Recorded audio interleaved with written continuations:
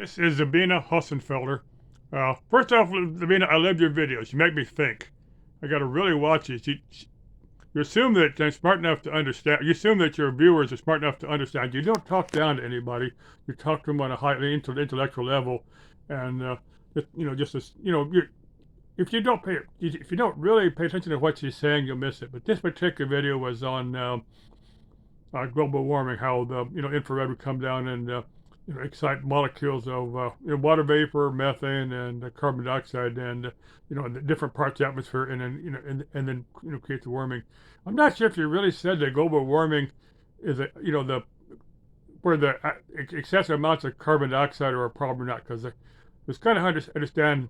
I'm thinking you were thinking that they're not a problem, but I have no problem with switching away from the fossil fuels to the renewables, for the basic reason that there's only a finite amount of fossil fuels. At some point we're going to run out, and I think the technologies are coming online to that addressing that. By the time we run out of coal and oil and all that, we'll have the battery technology, the wind turbines, and the photovoltaic cells.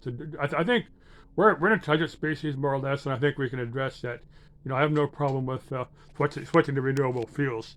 Well, irregardless of the damage that coal or oil may be doing to the environment, the thing I want to address, Zabina, is chlorofluorocarbons. Like Freon 12, Freon 22. The Freon 12 is dichlorofluoromethane. Now, what they said was happening, my understanding what they said was happening, I'm not a chemist, I'm not a scientist, just a AC guy, but what they said was happening was, if they said Freon 12, they banned the production back in the early 90s. What they said was happening, but the Freon 12 molecule, the dichloromethane, was getting to the upper atmosphere. Now, the ozone layer is O3. It's an unstable molecule. What they said was happening was that one chlorine molecule would strip off, and it would combine with the oxygen molecule, forming chlorine monoxide. That would strip off the ozone layer. Now, the problem I had with that was that, well, I got 2 or 3 problems with that, but the Freon 12 molecule, or any of the Freon molecules, are many, many times heavier than air. And that ozone layer is like 15 miles up.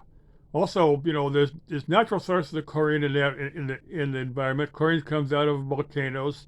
There's chlorine. People put chlorine in their pools, and people put chlorine in their drinking water, along with other crap. But I'd like to see you address, the whole